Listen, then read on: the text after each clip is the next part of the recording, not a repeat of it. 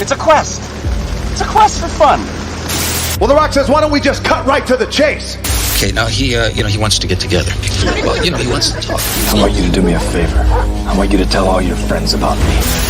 It's showtime, folks! What are you? I'm...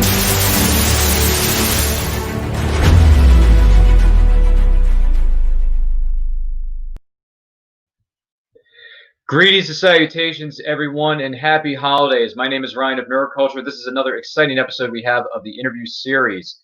Joining us this week, we have podcaster, host, producer extraordinaire. He is one and only Brandon Troy. Brandon, welcome to the show. How are you today? Hello, sir. How you doing?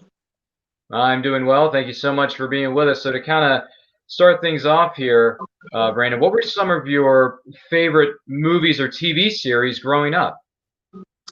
Well, it's funny, thinking about a lot of the movies and then I'm going to end up aging myself, I suppose, but it's weird thinking about all the films that I grew up watching. The first film that I ever saw in a theater was the '89 Batman.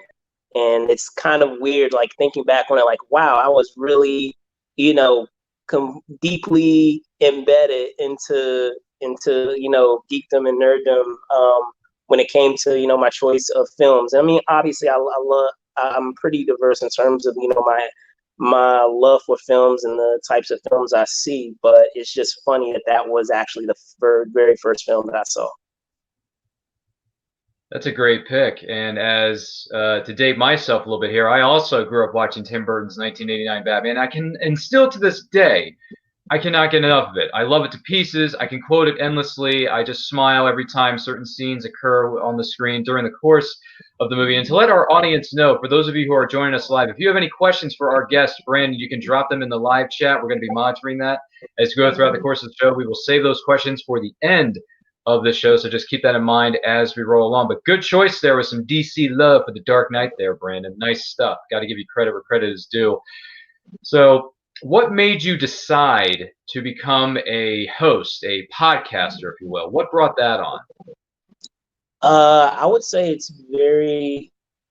it was pretty serendipitous. So in terms of what I had done as a youngster, I did a lot of acting as a youngster, and as I got older, got into high school, had an opportunity to do a lot more things behind the camera and participate in a lot of programs that dealt with doing editing and doing directing and writing and scripting and all of that. So, I've been fortunate in terms of programs that I've had an opportunity to do growing up that have allowed me to kind of branch out and be more well-versed in terms of skill set. So obviously on the acting end, that helps because it allows you to be able to kind of go with things on the fly and being able to improvise when needed. However, it's nice to also have that skill set of being able to edit, because without that piece, without that component, it's pretty difficult to be able to do any type of content creation, which I'm sure you will know. So.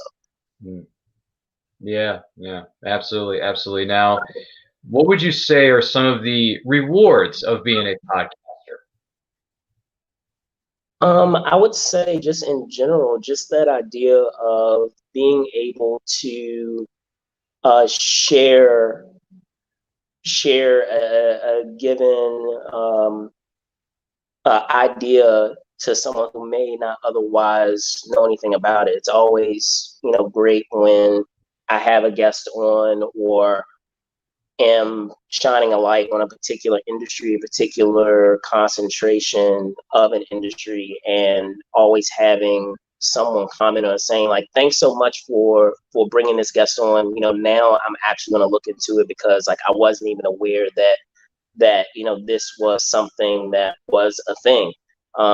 Especially in the entertainment industry, we have a lot of facets of it that obviously get a lot of light shined upon it and get a lot of publicity. But I mean, we have components of the industry that are very, very important and very vital to all facets of the industry. One that comes to mind, thinking of composers, thinking of sound folks, folks that are behind the camera that play such a vital role in the movie going experience, or even in the experience of what you see on TV that you kind of take for granted. I would challenge anyone to take a look at any of their favorite shows or any of their favorite films and try to watch it without its music, try to watch it without its score, and kind of notice how empty or how naked it seems without having that component in there to kind of, it's funny how strong music can play and how you feel about something. Thinking about superheroes, we have superhero themes. When you hear it, you know exactly who that character is or who they are shining that light on in terms of that moment. So all of that stuff is awesome. 100%. Definitely agree with that. Now, on the flip side of things, what would you say have been some of the challenges in being a podcaster? I wouldn't say that. I would say it's more in terms of, initially just coming to a decision of what niche you want to focus on. And like I said, you can probably attest to this too. There's probably going to be a lot of through line in terms of, or mirroring of what you're hearing or what you are probably feeling, but just that idea of finding that niche, because there's so much out there in terms of content, and making sure that what you have in terms of that niche is something that is not out there, that is providing a unique voice that is otherwise not being highlighted. Have there been any special memories from your show that you've done, from the shows that you've done so far, or meeting other people at certain events or conventions in past years? Sure, yeah. So I would say probably with a lot of the festivals that I typically cover on an annual basis, and even with cons too, and in a similar way that you would find if you're in school, just that idea of revisiting that particular event and seeing, perhaps when you first went to the event, that person that was your point of contact, maybe they started off as a junior publicist. Now they are the main point of contact. Now they are the PR manager. Now they are the showrunner. Like, just noticing the evolution and appreciating the evolution of a lot of shows that you do that were probably at their grassroots component, and seeing how they grow and evolve and expand have been really interesting. We have a con that's local here, and I'm perhaps you've been to it because I know you're relatively local to where I am on this side of the U.S. is Awesome Con. Yes, the nation's capital, Washington, D.C. Yeah, so Awesome Con is. I went to the very first Awesome Con, and I remember how intimate and small it is. But anyone who's gone recently will tell you that it is no longer intimate and small. So it's been interesting to see that show kind of explode and become among those larger shows within the stratosphere of cons that we have here in the U.S. Absolutely. For me, from where I was, I've been to several awesome cons, and I got to tell you, it feels like it's 10 football fields long. That place is just massive. It's insane how many vendors, how many celebrities, how many artists and cosplayers have all booths, and they have tables, and they're doing all these incredible things. Don't get me wrong. I admire the creativity, but my goodness, 10 football fields long. After the first few hours, your feet are just dead tired.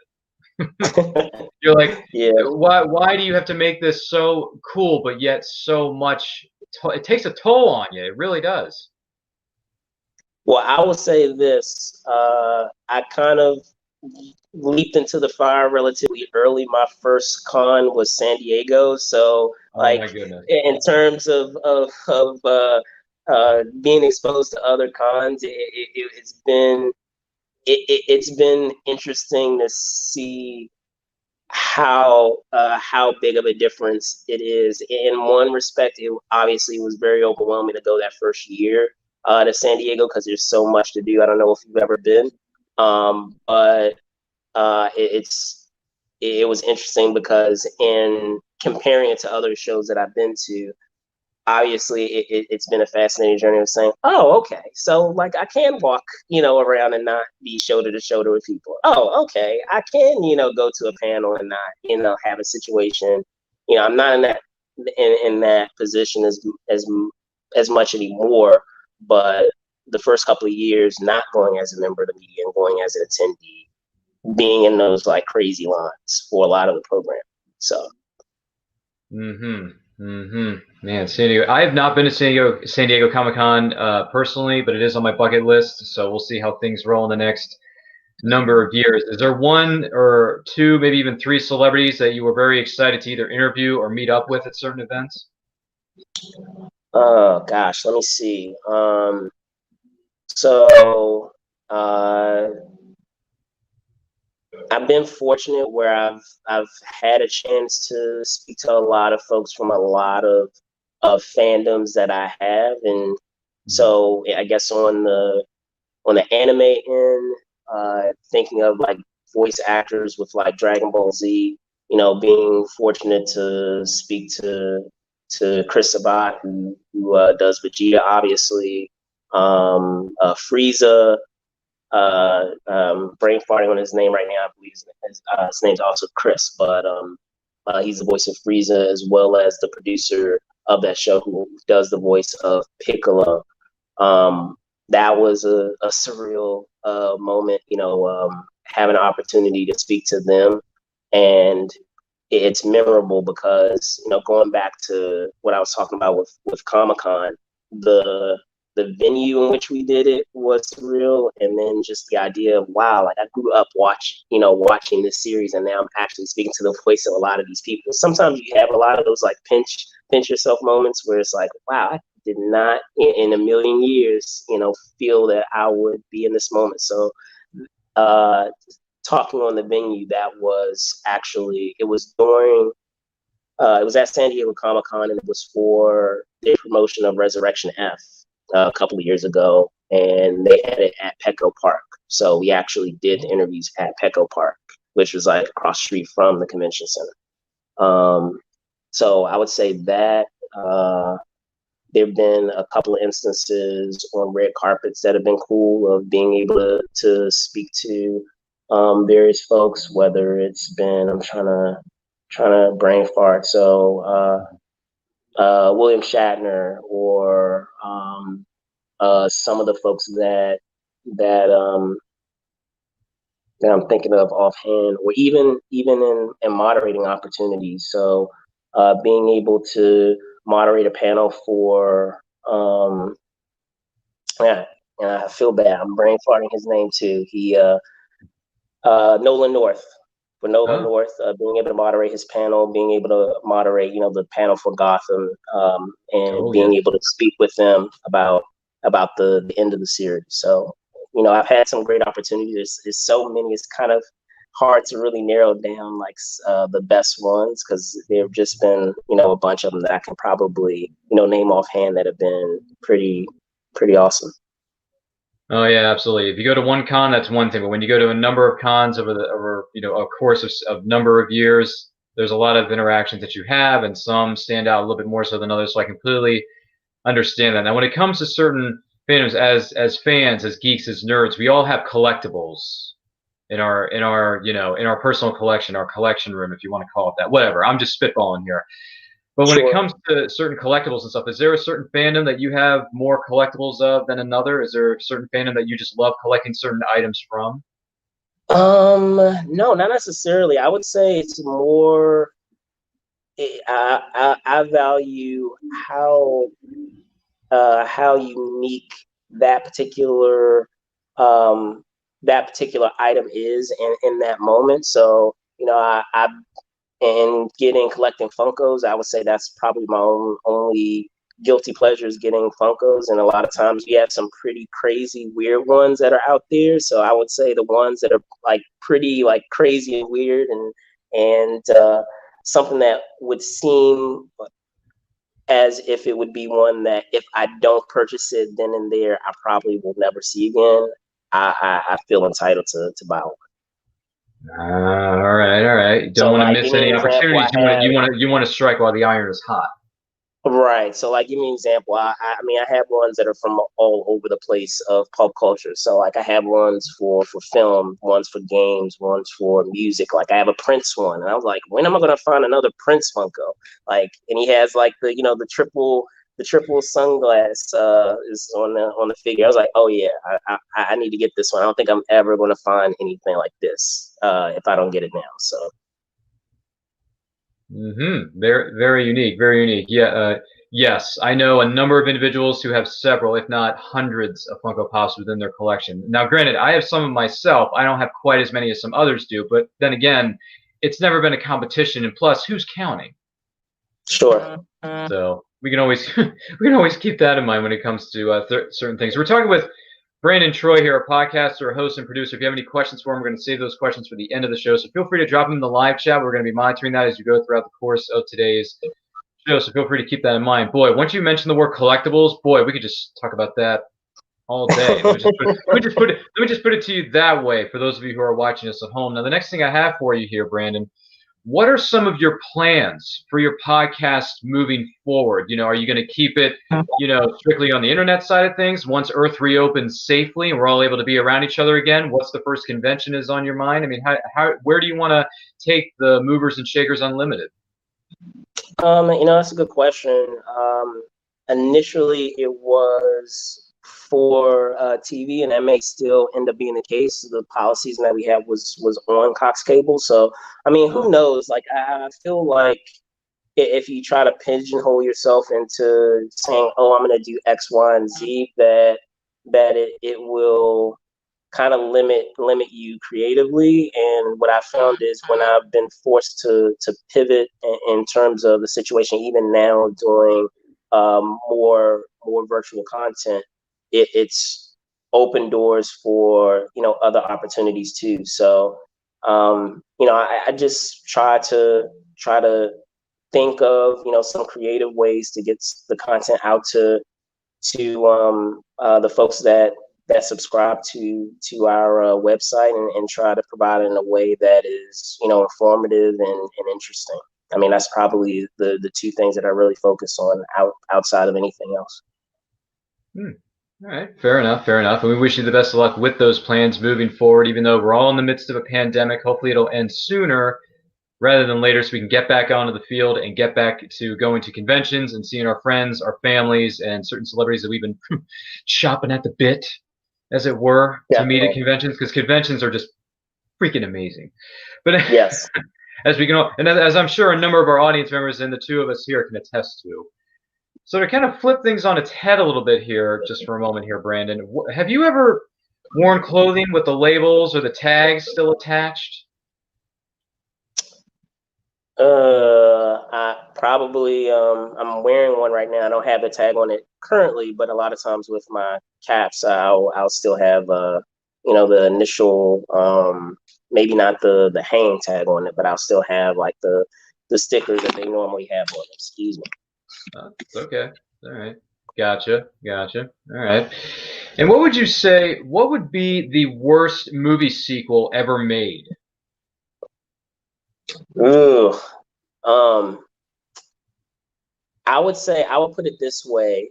Most films, when I'm thinking of just the trend of sequels and franchises, I have yet to see, I could probably name great trilogies on my hand versus trilogies that have been really good. So normally, that second film is terrific. And I feel like a lot of times a franchise might rest on its laurels because they really expanded and improved upon the original, but they kind of fall flat once that third installment comes around. So I'll put it this way.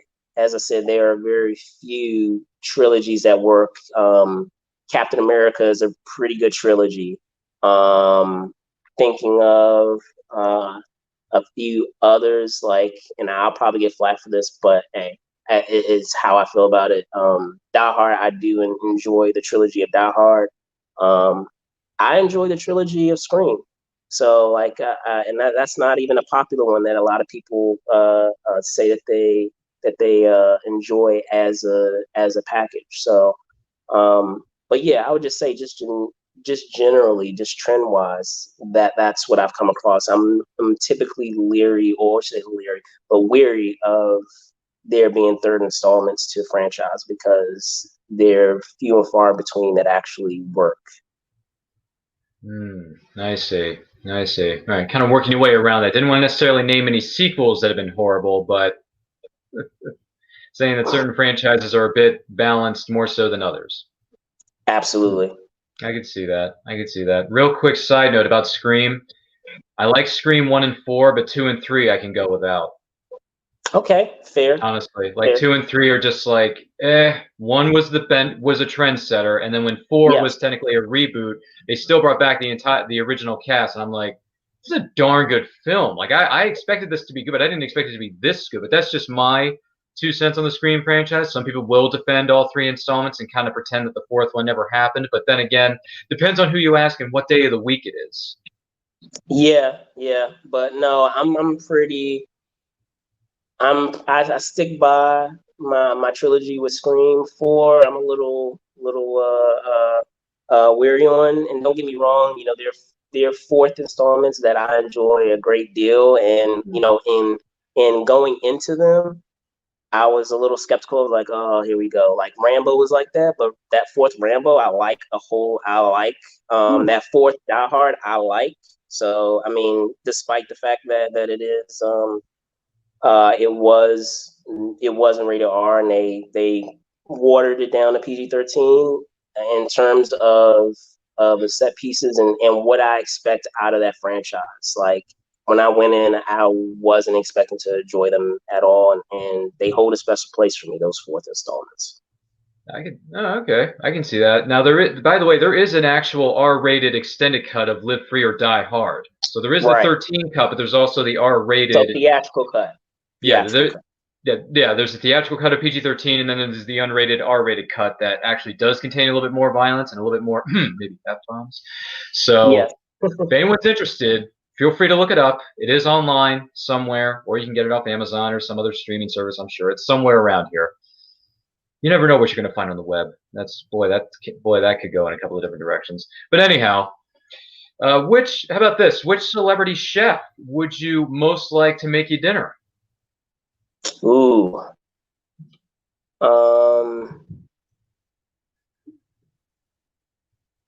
Ooh, that's tricky. I guess maybe.